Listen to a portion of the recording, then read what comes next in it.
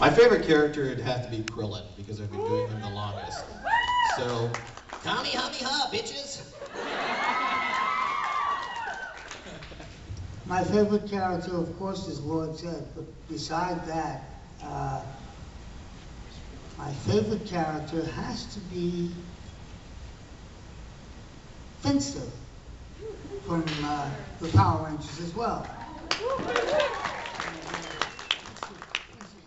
Oh, my queen, I'm going to make you a set of puppy monsters that'll knock your dick in the dirt.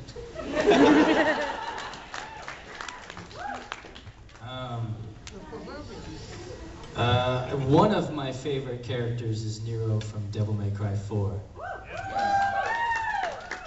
Now I know what this hand was made for. Sending guys like you back to hell!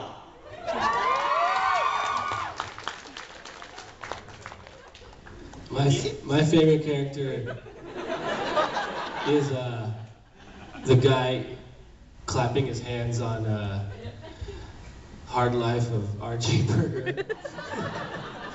I was an extra. One of my favorite characters is Elisa Boskanovich from Tekken. She says, let's see, oh, Skyrocket Super Punch!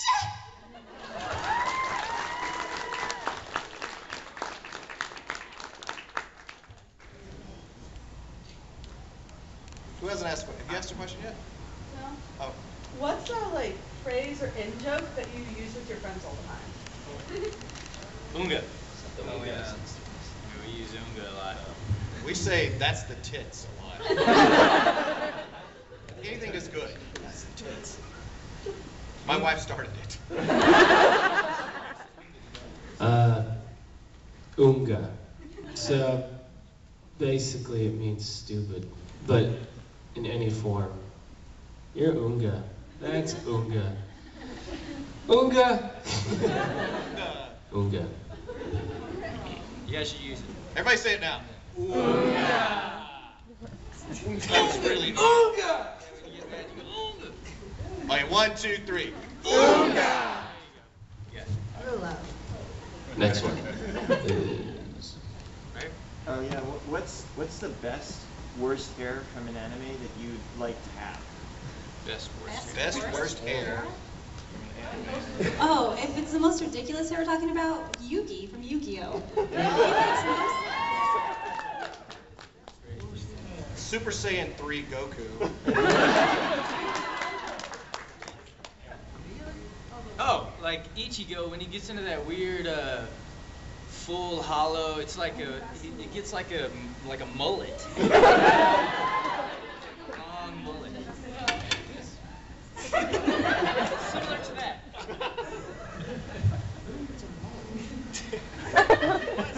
What's a mullet? You know him. Short on the side, long in the back. Business The neck warmer. You have an S. The worst hair is this character Elmer from Hello Spencer. He's had a shock of hair up top of his head. And he looks sort of like Sterling Holloway. So that's the worst haircut I would have. Any other questions about hair? Whatever. That was an exciting question. Alright, if you could be like the main character of any movie, what movie or like what character? Christina in the Christina movie. Starring Christina. Yeah. No, I would love to be Luke Skywalker in Star Wars.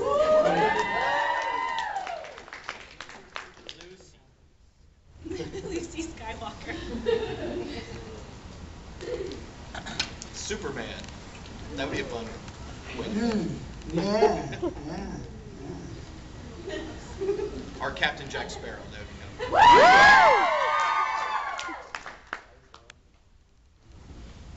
I would want to be Han Solo then. I'd want to be Chewbacca then, if everybody's going to C-3PO, R2-D2. Yeah! You Vader, Robert. Darth Vader? Nah. I'll take Robert De Niro in Taxi Driver. I love driving a caravan. It's better than riding in it. One of any that you can think of a favorite time you had at a con. This one, no. This one has been awesome. The weirdest and most wonderful and strange thing to ever happen at a con. I was in Florida at AFO and I was walking by the swimming pool after hours. And this beautiful young lady in the pool said, "Hey, it's Maze Hughes." And I went, "Hi, how you doing?" And she flashed me. And I was like, suddenly I became Lupin the Third. "Hi, baby." And there was a guy in the pool next to her and he was like this. And I said, "You've never seen this side of your friend before, have you?" And he's like, I said, "Son, you owe me."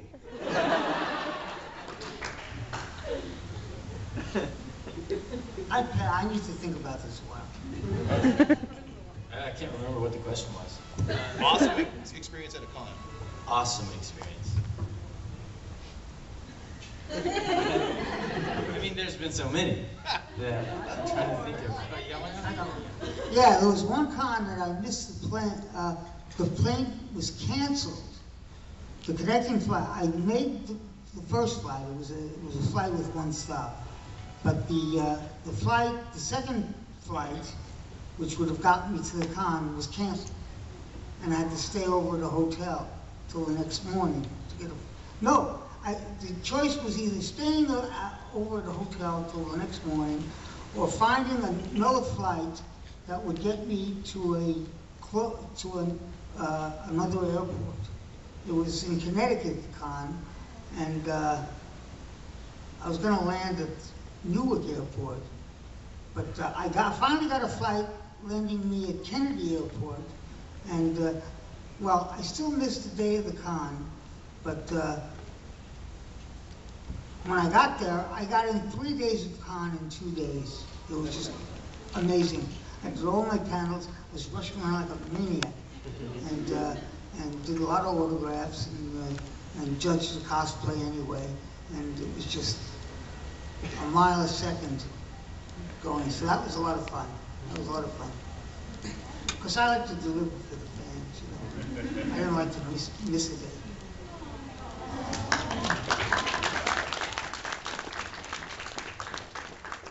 Okay, awesome experience. Aside from meeting all of you. You guys are really awesome, actually. Go, Johnny! Yes, you guys should vote for me for president. I actually do want to be the mascot for next year. And I want people to dress up as, like, me.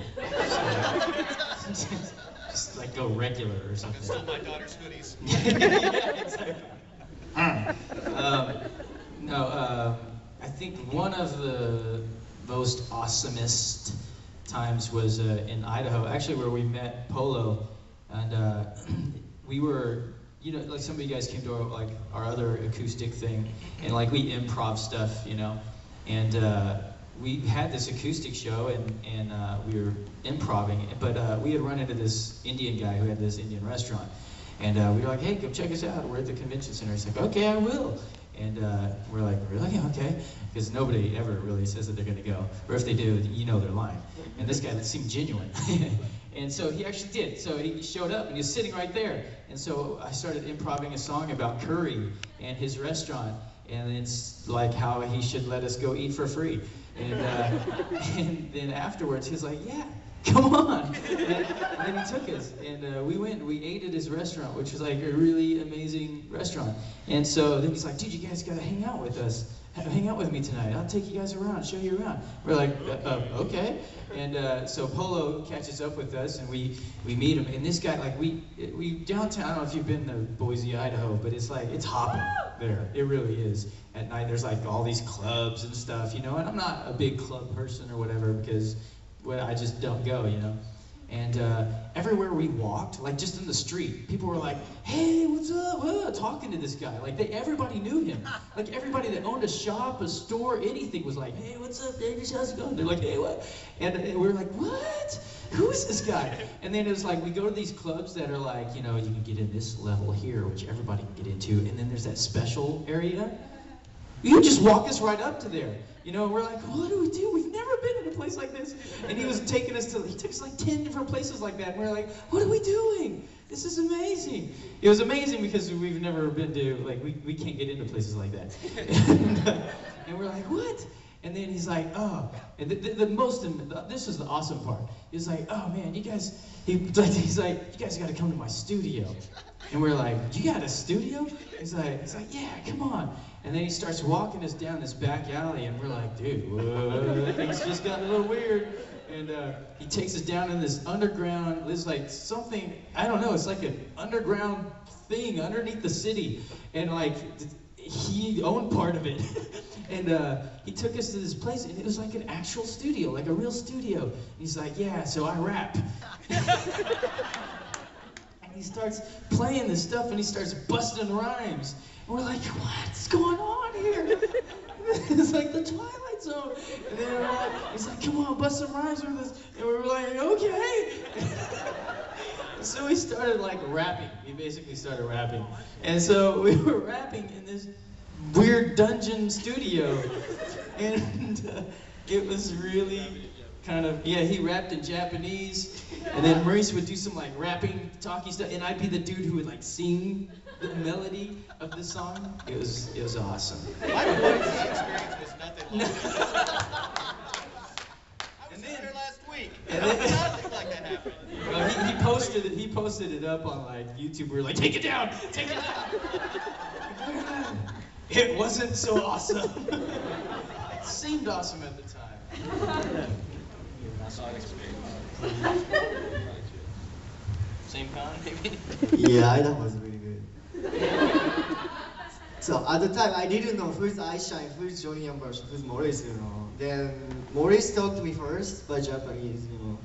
Konnichiwa, blah, blah, blah. Then, you know, after the day, you know, we went to restaurant, whatever. Then that was first time I talked with Johnny. Then he was like, do you like Japanese anime? I didn't say No, you told me, I remember. You told me. It's so full of crap. Really? Then I told him, I love Akira. Then he was like, Tetsuo! In the elevator. That he showed me, I'm awesome. That's ridiculous. You're making it seem like I go around like, do you know who I am? Well, let me tell you. I did not. Do you like kung fu? Stupid. I saw Canada on your phone. You have Canada on your phone, and I was like, I voiced that character. And you're like, really? And I was like, yeah. And then I did the Tetsuo thing.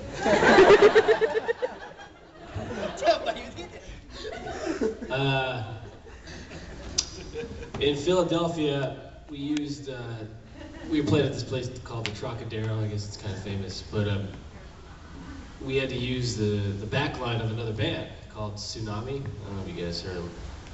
They're really good. They're good. Instrumental only. Yeah. The most expensive gear. Very that expensive. you've ever seen. And so his drum set was really arranged in a different way that I'm not used to, but just for time's sake, like I just played with it, how it was. But then I nicked my middle finger on the snare drum, and I didn't think nothing of it. But then all of a sudden, I started seeing like these red spots all over the drum set. I'm like, oh shoot, I'm bleeding. But the show must go on. I'm like, hey Johnny, I'm bleeding. I don't even know why I told him, but I'm bleeding. And he thought nothing of it. And then we just kept playing, and the show's over, and it was just drenched with blood. It was pretty gross. That is awesome. At the end of the show, I walked over, you know, like, hey, I was like, what the heck? Like, literally looked like, and I say it all the time, it looks like he just took a cat and sacrificed it. And it was like from a cut, I guess because he's like doing this, you know? And so it's like blood's just getting all over. If it was my set, I would have kept it, but then I helped him clean it. And actually, I didn't help him clean it. I offered to, but he's like, oh, it's cool. And then our bassist at the time's like, hey, he has AIDS. Like,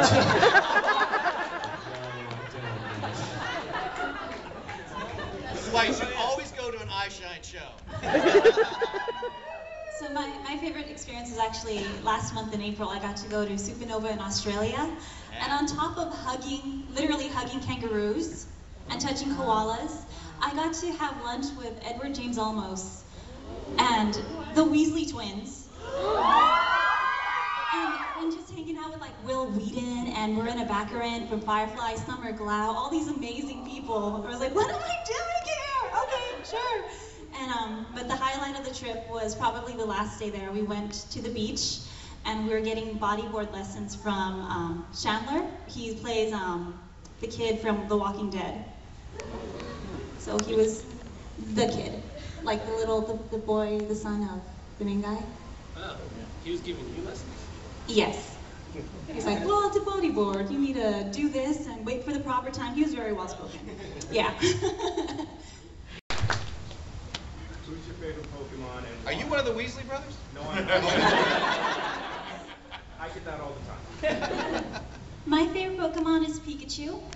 When I was in middle school, I had a pocket Pikachu thing. You guys remember those? Probably not.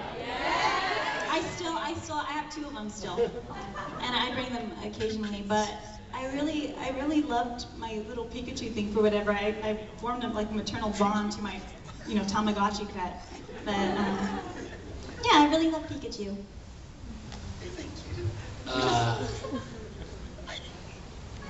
Okay, I'll be serious. I liked Bulbasaur. I chose the point. I played the Game Boy one. Then I tried the Advance, but then I didn't get far, and then I had no one to play with. Which is okay. I have no idea. I don't really know any of the Pokemon characters.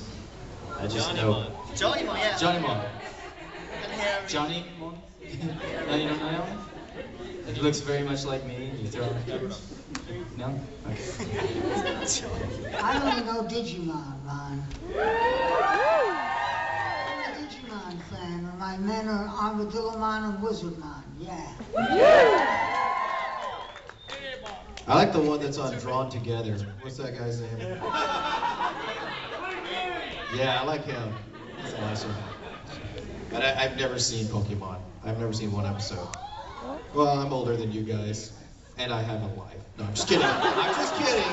Pokemon is awesome. We all love Pokemon. Yes, what is your question? What is your favorite oldies anime? Speed Racer, without a doubt. But back then, we didn't know the word anime. We just knew it was a badass cartoon. And I met Peter, the voice of Speed Racer in Canada, like a year before he died. And he was so awesome. And I loved Speed Racer. I mean, there were no Hot Wheels that were designed to look like the Mach 5. So I took a Corvette Hot Wheel I had, and I painted it white and put the 5 on there and the M and everything. And and played around with it all the time. So then, years later, I'm doing a signing right next to Peter, and he's got like all these Hot Wheel Mach 5s that he's selling for $50 a pop. And I said, save one of those for me, because I have to have one, Peter. And he was like, oh, whatever, Sonny. And he just signed it and gave it to me. And I'm like, oh.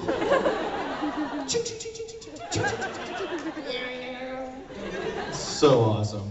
So that's my favorite, is Speed Racer. Astro Boy, definitely.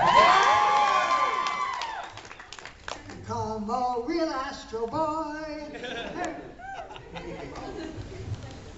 Well, Speed Racer. Yeah. I don't have a cool story. Saint Seiya, 知ってる? How can I say? Something, Jenny blah blah blah. But English. Say it again. You sound like she knew. それ。Something Zodiac. What is that in English? Knights of the Zodiac. Oh, Knights of the Zodiac. Saint Seiya. It has to be anime? Go for it. I don't know, I watched Mario Brothers and Teenage Mutant Ninja Turtles.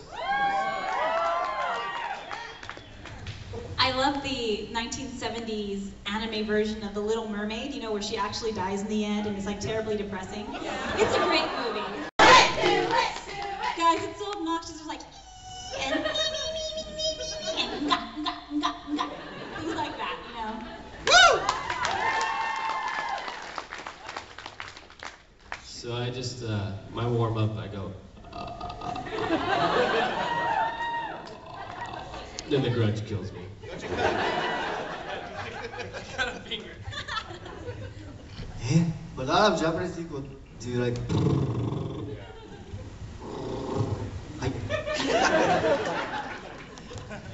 I go.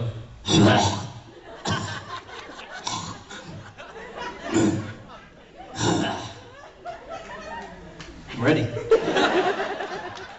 about what I do. I sing. I sing on the way to the gig, you know, along with the radio. That gets me warmed up. And I'll do some of the voice if I'm doing Lord Zed. I'll do some Lord Zed. I'll sing in Lord Zed's voice. Sing.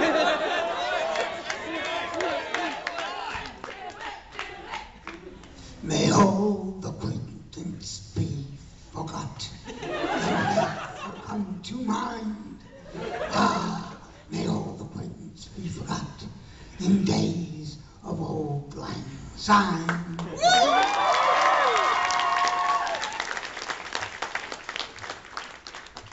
I just cleared my throat. Kamehameha. No, I do a lot of warm-ups too. It's boring. But like singing the highest note you can.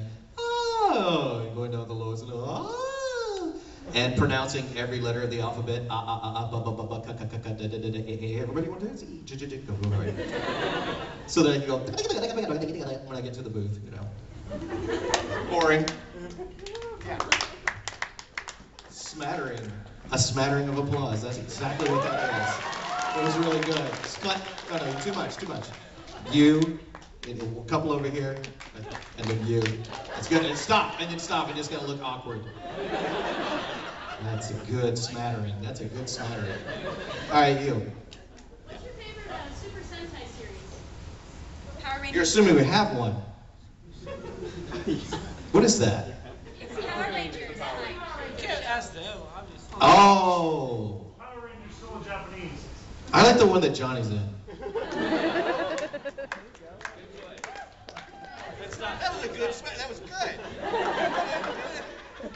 What do you mean by Super Sentai series? The one before the American? Before it was actually brought over to America. Oh. Oh. There's like 35 series. Wow. Yeah. I've never seen any of them.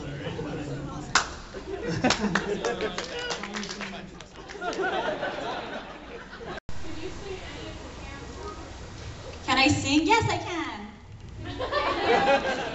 Do it.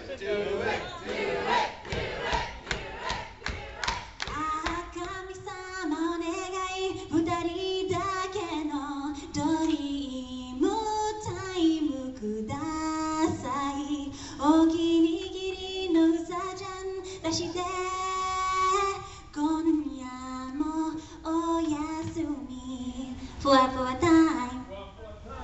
Fua fua time. Fua fua time. Yeah.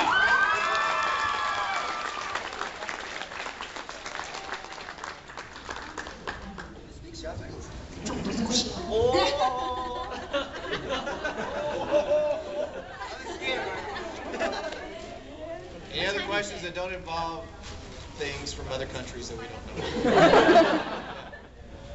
What type of pranks do you like to pull on your directors? What pranks do we pull on our directors? I've never done it. I think I'm a little afraid to pull a prank on my director, but I do leave lines in there for my fellow actors when doing anime. Like, I don't know if I can say it. It involves a bad word. Okay. So there's this one scene in Madoka, and my character is walking in front of. No wait. My friend Christine's character is walking in front of my character, and instead of saying the line, he said, "Christine, I think you have a really great ass." And they just left it in there for her to, yeah. Things like that.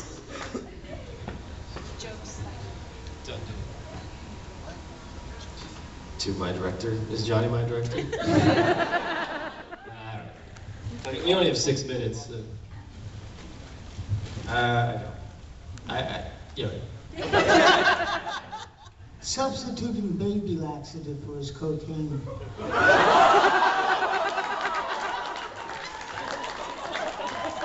We've all done that.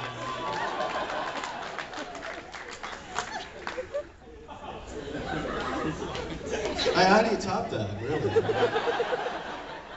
Probably the meanest thing I ever did was not intentionally. I was actually directing Sean Schimmel, and he had gas. And, oh, seriously, yeah, and he stunk up that booth. He was nice enough to keep the door closed. And then he left, and he shut the door really quickly. And then I went on break for a minute, and then Laura Bailey came in to record. And I forgot what had been going on in that booth. So she goes in there, and I hear, I said, what's wrong? She goes, what is that smell? And I went, oh my God, get out! Abort! Abort! Oh no! And I told Sean about that the next day, and he was like, yeah. So it was an unintentional prank, but Laura deserves it because she's the biggest prankster of anybody. Sometimes I left my back. You guys remember MySpace? No. I had left myself logged in, and by the time I got home, my picture was a 90-year-old woman in a bikini. I left it up for weeks. It was awesome. I said, Weight Watchers is working.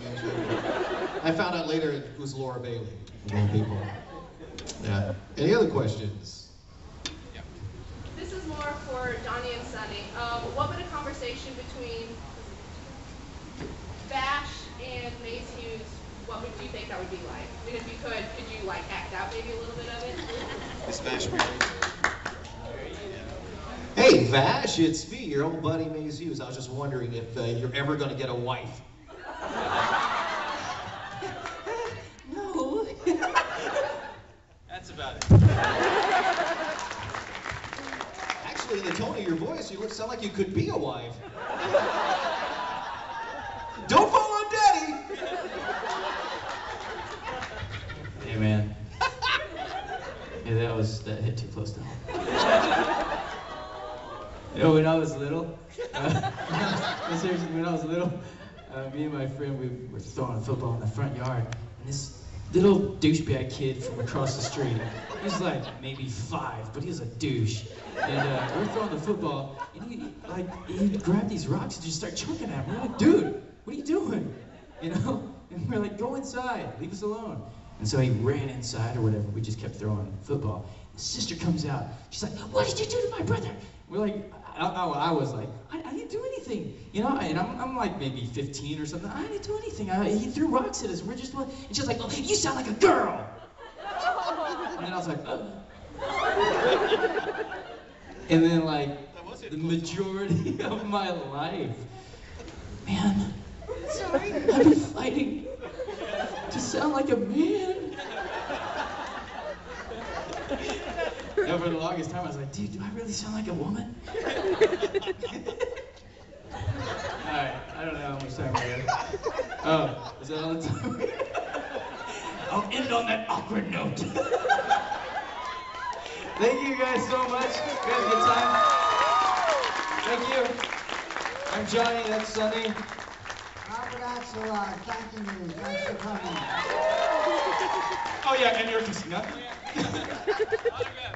And you're in Apollo and Maurice.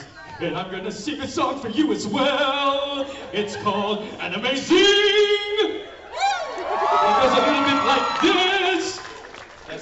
That's all.